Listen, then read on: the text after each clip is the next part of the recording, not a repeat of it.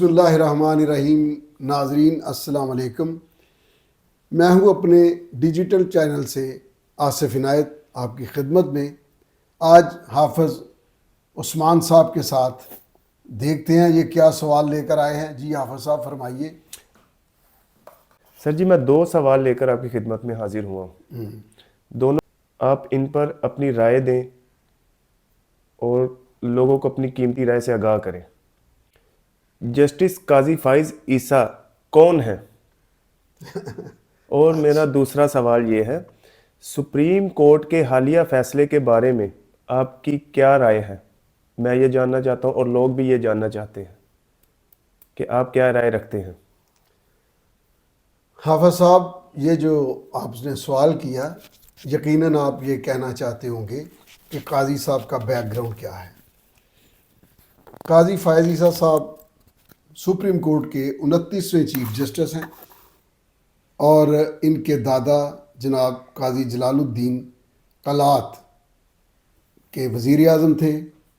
ان کے والد صاحب قائد اعظم رحمۃ اللہ علیہ کے قریبی ساتھیوں میں سے تھے اور ان کے بہت ہی قریب جو لوگ تھے جنہوں نے فرنٹ فٹ پر مسلم لیگ اور موومنٹ پاکستان کی آزادی کی موومنٹ میں حصہ لیا، ان میں ان کا کلیدی ان کا شمار ہوتا ہے. اب دراصل یہ جو آپ نے کویشچن کیا کہ یہ جو حالیہ فیصلہ ہے سپریم کورٹ کا، اس کے بارے میں میری کیا رائے ہے. میری رائے یہ ہے کہ یہ ان قانونی آئینی اعتبار سے ایک مکمل اور بہترین فیصلہ ہے. دراصل ہمیں عادت پڑ چکی ہے کہ ہم عدالت میں سیاسی فیصلے کراتے رہے ہیں، سیاسی فیصلے عدالت سے آتے رہے ہیں. ہم اس میں بھی کوئی سیاسی راہ کی تلاش میں تھے، لیکن آئینی طور پر جو تقاضا تھا اس کے مطابق قاضی صاحب نے یہ فیصلہ سنا دیا، یا قاضی صاحب اور یہ سپریم کورٹ نے. قاضی صاحب کا نام اس لیے کہ قاضی صاحب چیف جسٹس ہیں، حالانکہ جو ساتھ دوسرے 2 جج صاحبان ہیں وہ بھی ایک بہت صاحب رائے اور ایک اپنی شہرت رکھتے ہیں. حالیہ جو فیصلہ ہے اس میں نے سنا باہر کے جو ٹرولرز ہیں پی ٹی آئی کے، جو پھیلے ہوئے فیک نیم کے ساتھ یا ادروائز بھی، آپ نے یہ سب نے دیکھی ہوگی سماعت. قاضی صاحب نے جس تحمل اور بردباری کے ساتھ سارا کیس سنا، کئی گھنٹے اس کی سماعت ہوئی اور براہ راست ہوئی. اس میں آپ کے سامنے ہی ہے کہ جو انہوں نے سوالات کیے جو کہ آئین اور قانون کے مطابق کسی کو ریلیف دینے کے لیے تھے، ان میں جواب نفی میں آیا. ان میں یہ ساری کارروائی آپ ٹی وی پر دیکھتے رہے، ہم نے بھی دیکھی. اب آرٹیکل 17 ہے، یہ ہم سکرین پر بھی دکھاتے ہیں. یہ آپ نے سکرین پر دیکھا. اس میں 17 کا جو دوست حوالہ دیتے ہیں، آرٹیکل 17 وہ آدھا پڑھتے ہیں، آدھا سچ پورے جھوٹ سے بھی زیادہ خطرناک ہوتا ہے. اور یہ آدھی بات پڑھتے ہیں کہ جی ہر بندے کو حق حاصل ہے. اب آگے نہیں پڑھتے کہ یہ کس کے ساتھ مشروط ہے. Constitution of Pakistan 1973 article 17 freedom of association. Every citizen shall have the right to form associations or unions, subject to any reasonable restrictions imposed by law in the interest of sovereignty or integrity of Pakistan, public order or morality.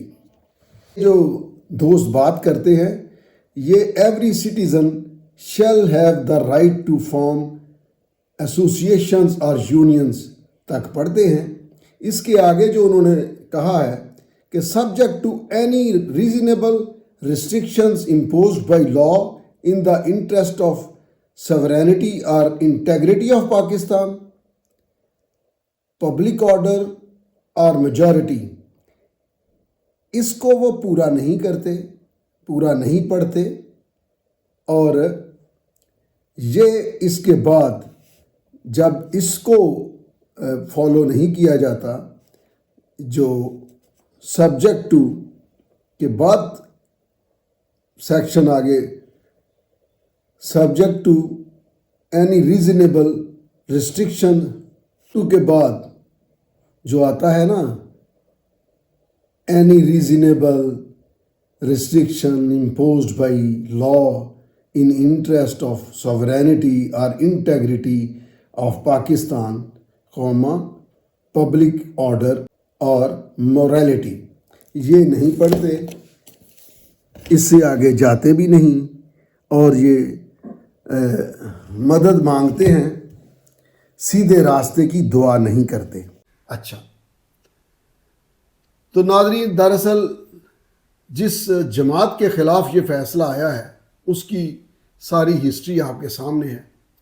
اس کی پسند ہو، انہی ججز کو میں نے دیکھا جو پہلے تھے، وہ اگر فیصلہ خلاف آ گیا تو انہوں نے جوتے مارے ان کی تصویروں پر لندن اور امریکہ میں، اور گھسیٹا ان کی تصویروں کو۔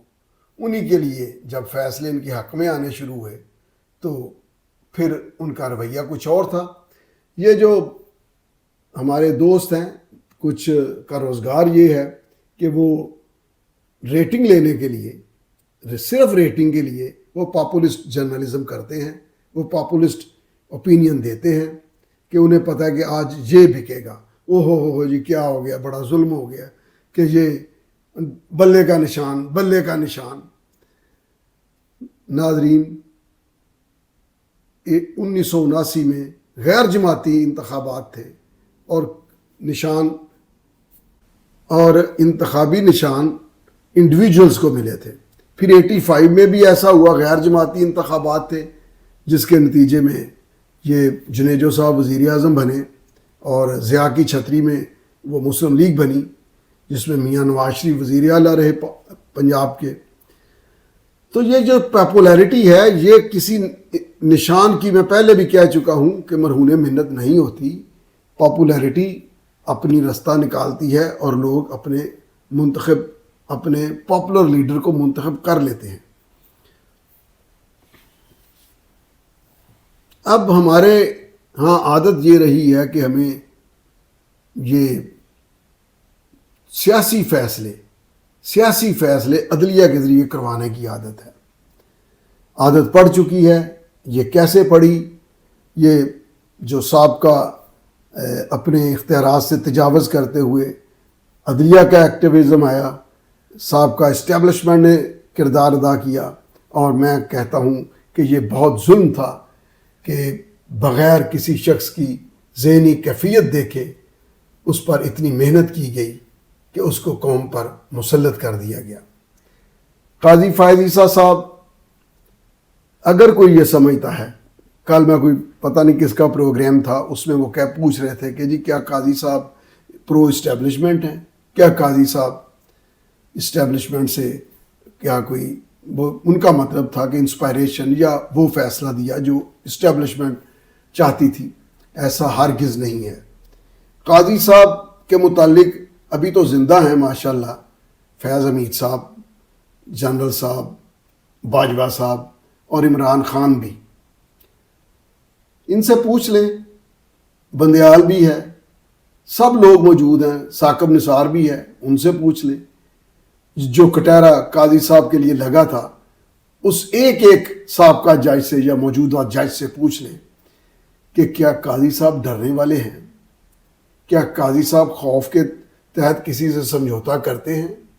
کیا قاضی صاحب بکنے والے ہیں؟ کیا قاضی صاحب جیسے فیصلے کسی اور نے عصر حاضر میں کیے ہیں؟ میں نے ججز کی لاٹ میں جو آخری جج صاحبان دیکھے، ان میں سمدانی صاحب تھے، ان میں دراب پٹیل صاحب تھے، ان میں صفدر شاہ صاحب تھے، ورنہ تو ایک قحط رہا ہے ادھر۔ تو قاضی صاحب کے کیے ہوئے فیصلے ساری دنیا کل تک کہہ رہی تھی کہ جناب وہ فلاں جو فیض آباد دھرنا تھا اس میں قاضی صاحب نے یہ کر دیا، انہوں نے فلاں کر دیا۔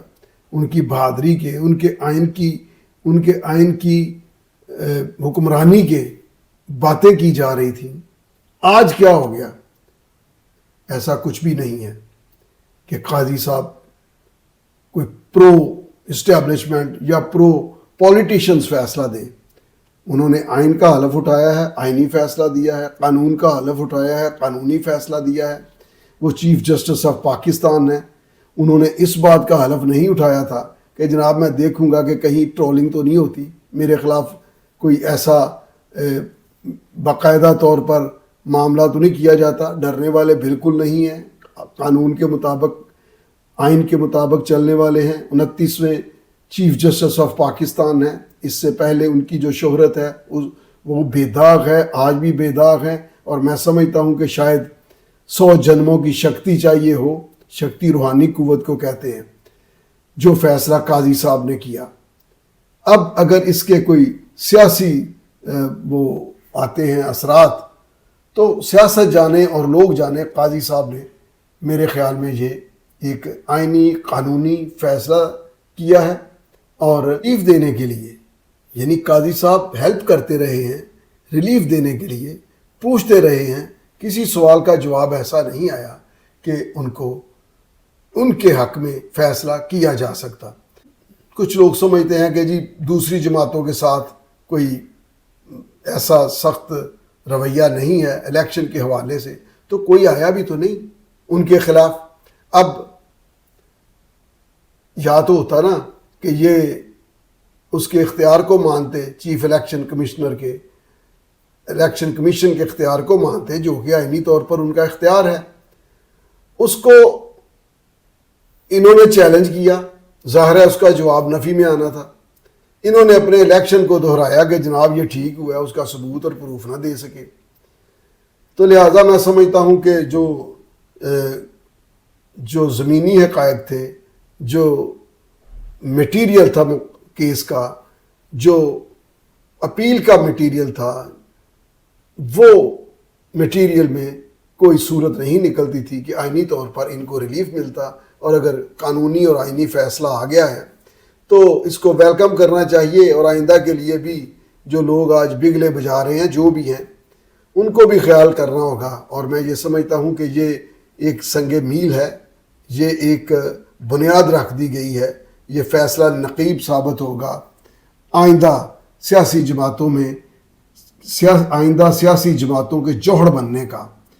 یہ عوام کے حق میں وسیع تر مفاد میں فیصلہ ہے کہ سیاسی جماعتیں اپنے انتخابات کروائیں، اپنے آئین اور قانون کے مطابق کروائیں.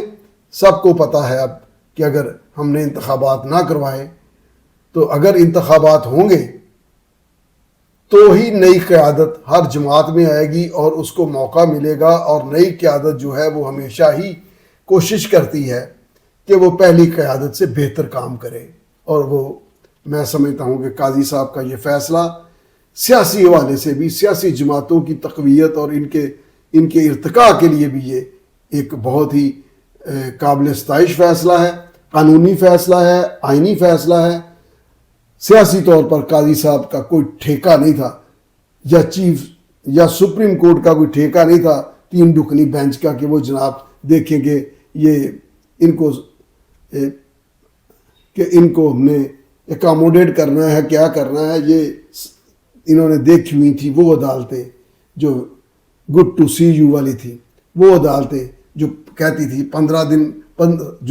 15 لوگوں کے ساتھ آپ آرام سے سٹے کر سکتے ہیں، جو کہتی تھی کہ جناب آپ 8 بجے رات کو آ جائیں، اور جج اندر بیٹھا ہوا ہے، ہائی کورٹ کی بات ہے، اور یہ جج کو اذیت پہنچا رہے ہیں، باہر 2 گھنٹے اس کا انتظار کر رہے ہیں. یہ میں نے دیکھا. میں بطور وکیل کہتا ہوں کہ جب بھی وکیل کسی کا کیس ہوتا ہے بیچارے کا، وہ جا کے سیدھا جج صاحب کے دروازے پہ بیٹھا ہوتا ہے اور پتہ نہیں کب اس کی باری آتی ہے. اور یہ عدالت کو پابند کر کے کہ جی خان صاحب 8 بجے آ رہے ہیں. پھر پروٹوکول یہ تھا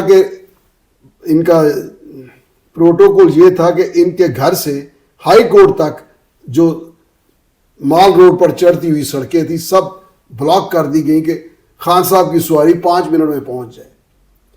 یہ اپنے گھر سے ہی انہوں نے کوئی 2-3 گھنٹے لگا دیے نکلنے کے لیے اور لوگ پورے شہر کو اذیت میں مبتلا کیے رکھا.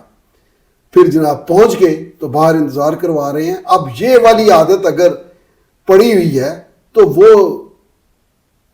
وہ دن گئے جب سیاں جی کوتوال تھے. اب عدالتوں میں آئینی اور قانونی فیصلے ہوں گے اور ہمیں عدالتوں سے آئینی اور قانونی فیصلے ہی کروانے چاہیے. سیاسی فیصلے سیاسی میدان میں اور سیاسی فیصلے پارلیمنٹ میں ہونے چاہیے. آج کے لیے اتنا ہی. ملتے ہیں اگلے ویلاگ میں. اللہ حافظ.